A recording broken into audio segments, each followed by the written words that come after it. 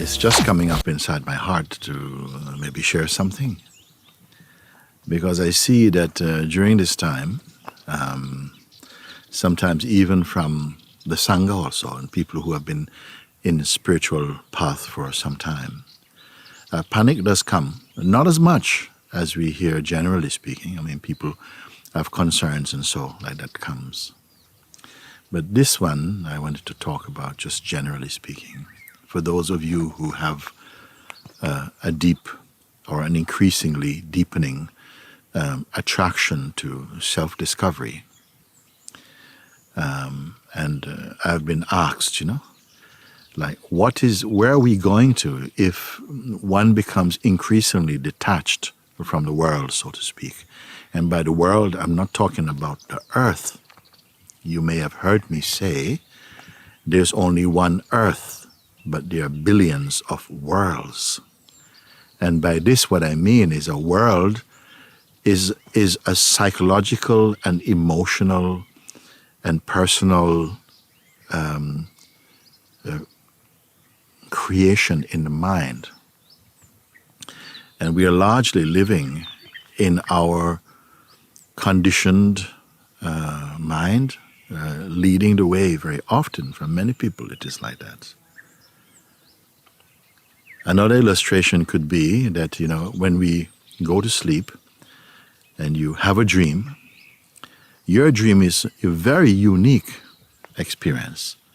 Even if your most beloved was right next to you and you were having a tremendous dream, there's no way that you could plug in, even if the technology was available, you couldn't plug in and experience that dream together in the same way that you experience it. Okay? Because our experiencing is subjective and very personal. And why I'm saying this is that our life in the waking state, the world is also very personally, subjectively perceived by each one. No? So we have a common misconception that we're all together having the same experience. We often talk like that when we say, but I want to give you this because it's really nice. Taste this, it's fantastic. You say, no, but you don't know how it will be experienced by someone else. So we still continue. And that's part of the big field of illusions and delusions that we live in largely. So when I say that we are becoming less and less attached to the worldly mind,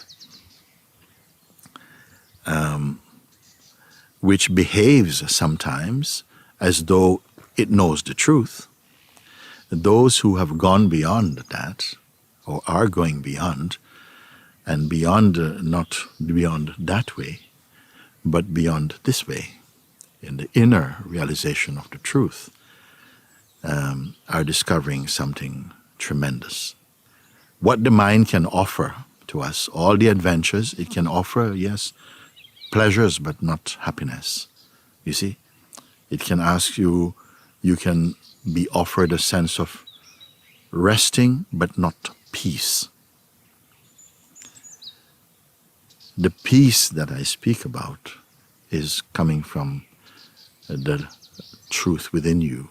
The more you grasp of your true nature, the more you are living constantly in a field of peace and a calm mind.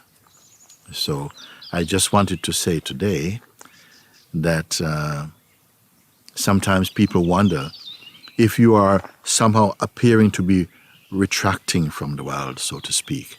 It's not because it's evil and you're cynical about it, but that you are discovering a higher way of perceiving inside and coming to the truth of who and what we are internally, not just as body and body-mind, but even beyond mind. And people may say, oh, you speak about beyond mind. Mind is all I know.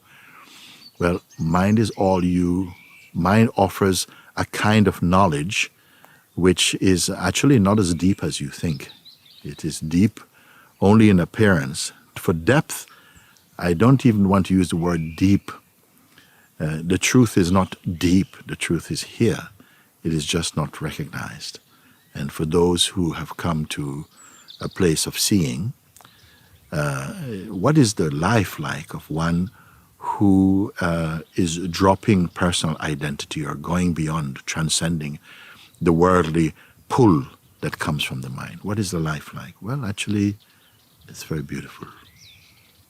It's beautiful, full of beauty, and not fantasy, not projection, beautiful in the sense that one's mind becomes very tranquil, very calm, and peaceful, open, without fear, and loving. Not necessarily loving in the going around loving in this way. It might include that also, but no. Loving in the sense that there's the unity of the self, and it's not just personal. We have a sense of a personal self, but you also have a universal self, and your universal self is more true. We have a personal body, you have a universal body. In a way, you come to see that the whole of this world and universe is also the body of being. I know that might sound very strange right now, but it's such a beautiful discovery. And don't worry, it's not going to just crash in on you. We have to grow into that. And how? Well, the more deeply you want it or desire it, and you have to desire it intensely to reach this level of completeness. I think enough for the moment. Thank you.